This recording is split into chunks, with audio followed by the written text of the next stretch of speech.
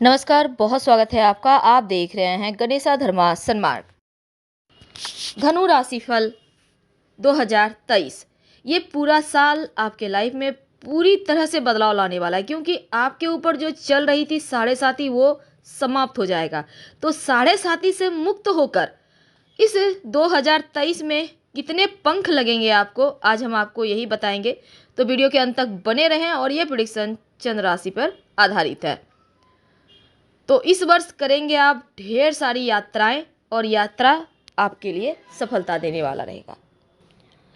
आपके राशि के स्वामी देवगुरु बृहस्पति चतुर्थ भाव में यानी स्वराशि में रहेंगे और 22 अप्रैल को वो मेष राशि में मित्र राशि में जाएंगे यानी पंचम भाव में। और आपके नवम भाव को देखेंगे, एकादश भाव और लग्न को भी देखेंगे।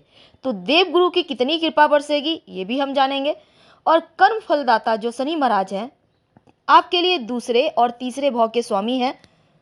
और इस 2023 की शुरुआत में यानी 17 जनवरी 2023 को आपके तीसरे भाव में अपनी ही राशि कुंभ में जाएंगे और यहाँ से पंचम भाव, नवम भाव और द्वादश भाव पर अपना विशेष प्रभाव डालेंगे। तो जो शनिदेव हैं उनकी दृष्टि में विष होता है, ये तो आपको पता है, और जहाँ बैठते हैं उस भाव को रोशन करते हैं। तो ऐसे में क्या होने वाला है आपकी लाइफ में बड़ा बदलाव, क्योंकि राहु और केतु मेष और तुला में वर्तमान समय में है और 30 अक्टूबर को राहु केतु का गोचर भी मीन और कन्या राशि में होगा, यानी चौथा और दसम भाव मुख्य रूप से प्रभावित करेंगे आपकी कुंडली का। तो मुख्य तौर पर 2023 में आपके नवम भाव और पंचम भाव बहुत सक्रिय रहेंगे और इससे ही संबंधित आपको पूरे साल फल मिलते रहेंगे। समय समय पर अन्य ग्रहों का गोचर भी आपके जीवन को प्रभावित करते रहेगा, कभी बहुत अच्छा तो कभी एवरेज।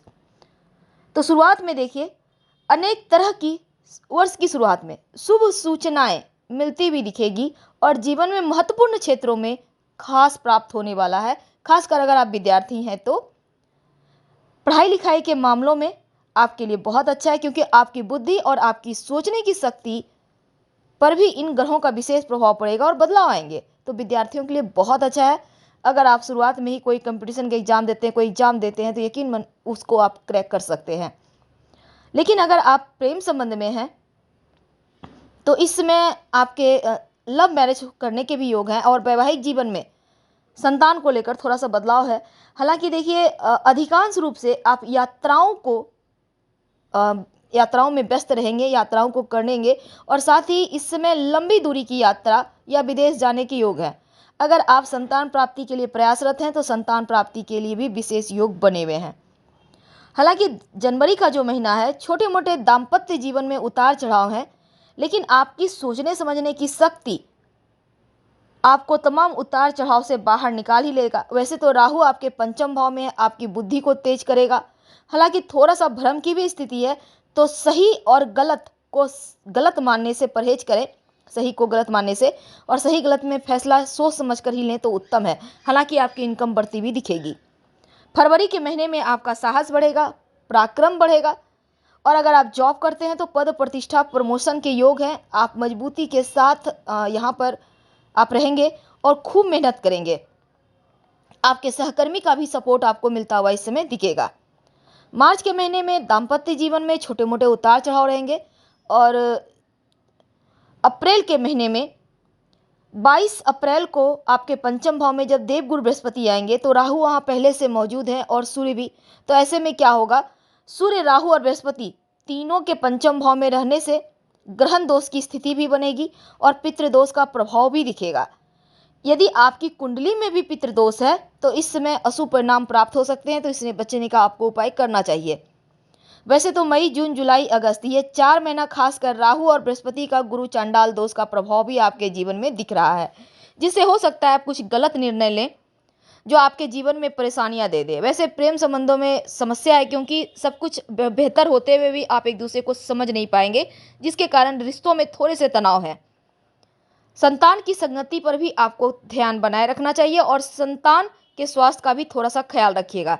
खासकर पेट की समस्या आपकी यहाँ पर दिख रही है, तो अप्रैल के महीने में आपको अप्रैल, मई, जून ध्यान रखना है, ये 3 महीना आपको खासकर। तो सितंबर, अक्टूबर, नवंबर, दिसंबर में क्या होगा ये हम जानेंगे विस्तार से। उसके पहले जानते हैं प्रेम जीवन में क्या बदलाव होने वाला है 2023 में। तो 17 जनवरी को शनिदेव तीसरे भाव से पंचम भाव में दृष्टि डालेंगे, तो रिश्तों में छोटे मोटे तनाव हैं। और 22 अप्रैल को देवगुरु बृहस्पति यहाँ पर देखिए पंचम भाव में, और उसके पहले ही सूर्य महाराज जी भी आ जाएंगे 16 अप्रैल को। तो सूर्य, बृहस्पति और राहु पंचम भाव में होने से कहीं आपका प्रेम जीवन में किसी तीसरे व्यक्ति के हस्तक्षेप के कारण समस्या ना पड़ जाए, और ये तनाव करीब करीब 4 महीने चलेंगे। तो आपको थोड़ा सा ध्यान देना है, रिश्तों को बनाए रखें, क्योंकि अक्टूबर के बाद देवगुरु की कृपा से आपके रिश्ते फिर से बेहतर हो जाएंगे। करियर की बात करें, थोड़ी सावधानी तो रखनी होगी, क्योंकि शनिदेव तीसरे भाव में गोचर करेंगे, तो करियर में ही आप हैं, लेकिन जोखिम उठाने का प्रयास करेंगे। नौकरी वगैरह में बदलाव का भी प्रयास हो रहा है। पंचम भाव पर शनि की पूर्ण दृष्टि है, और नौकरी में बदलाव और सफलता के लिए बेहतर वक्त है। हालांकि अप्रैल में बृहस्पति, राहु और सूर्य मानहानि की स्थिति करवाएगा, इसलिए इस समय में आपको बहुत सावधान रहना होगा। और इस समय हालांकि नौकरी करते हैं तो अक्टूबर से दिसंबर तक का वक्त, यानी अक्टूबर, नवंबर, दिसंबर आपके नौकरी में बड़ी सफलता प्राप्त होने की संभावना है। आपकी तनख्वाह बढ़ती हुई भी दिखेगी। जो विद्यार्थी हैं उनके लिए पढ़ाई लिखाई पर फोकस बनाए रखना है, क्योंकि राहु पंचम भाव में बैठकर थोड़ा सा बुद्धि को भ्रमित कर सकता है, या फिर गलत लोगों की संगति के कारण पढ़ाई में बाधा आ सकती है। तो आप बुद्धिमान हैं, आप अपने ऊपर ध्यान दें और पढ़ाई लिखाई पर फोकस बनाए रखें। अब देखिए शनि का भी पंचम भाव पर दृष्टि है, तो थोड़ा सा परिश्रम तो आपको करना होगा, और एकाग्रता बनाए रखिए, भटकाव से बचिए, बेवजह का चीज़ों में समय बर्बाद मत कीजिए।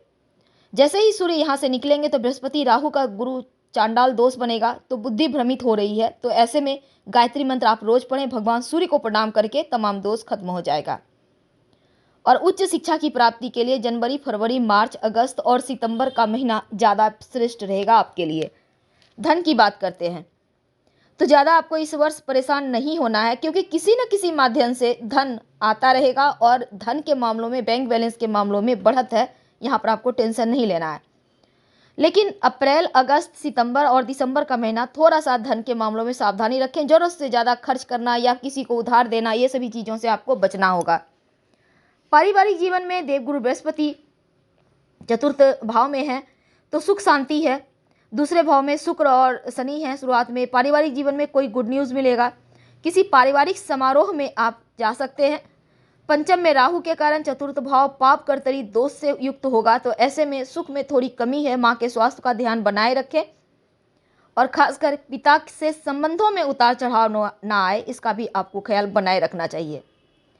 संतान की बात करें तो शनिदेव, बृहस्पति और राहु के प्रभाव से पंचम भाव पर ग्रहों का प्रभाव अधिक है, तो संतान के स्वास्थ्य के ऊपर ध्यान बनाए रखिएगा। उनके संगति पर भी ध्यान दें, तो आपके लिए बहुत अच्छा है। और बच्चों से कहें कि रोज भगवान सूर्य को प्रणाम करके गायत्री मंत्र पढ़ें, या बहुत छोटे हैं तो आप पढ़ के सुनाएं। वैसे संतान प्राप्ति के योग भी बने हुए हैं 2023 में।